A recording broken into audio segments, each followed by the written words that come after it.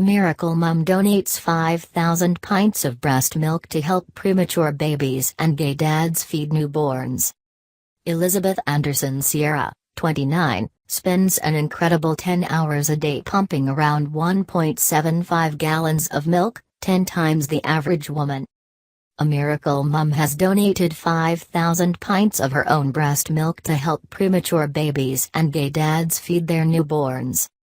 Elizabeth Anderson Sierra, 29, spends an incredible 10 hours a day pumping around 1.75 gallons of milk, 10 times the average woman. Selfless Elizabeth has been diagnosed with hyperlactation syndrome, which means she produces masses more milk than what is considered a normal amount. But she still manages to squeeze in feeding time for her own 6-month-old daughter Sophia, before generously giving the rest to those more needy than herself. After donating the precious liquid to moms who struggle to breastfeed, premature babies and gay dads, Elizabeth says she has fed thousands of babies. Her milk is packaged, labeled and stored in 4 huge freezers in the house where she lives with the girls and her husband, Public Safety Officer David Sierra, 52. The former U.S. Coast Guard, of Beaverton, Oregon, says producing the liquid gold is her labor of love. Elizabeth, also mom to 2-year-old Isabella, said, "I realized I was an overproducer when I was pregnant with my first child, but when I had my second baby my supply ramped up. Now Sophia is 6 months old. I pump 5 times a day, as soon as I wake up, after breakfast, after lunch, after dinner and again at midnight. I produce 70 to 80 ounces of milk during my first pump alone.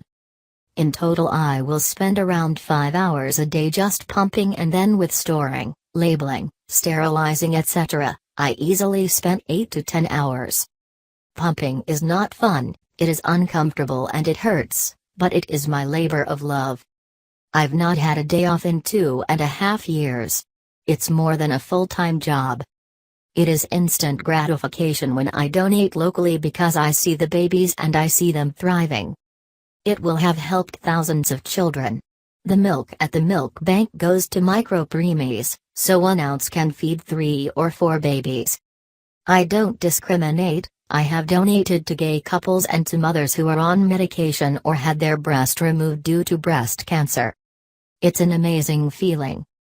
Elizabeth usually breastfeeds at home but will also pump discreetly in restaurants, while driving and in other public spaces.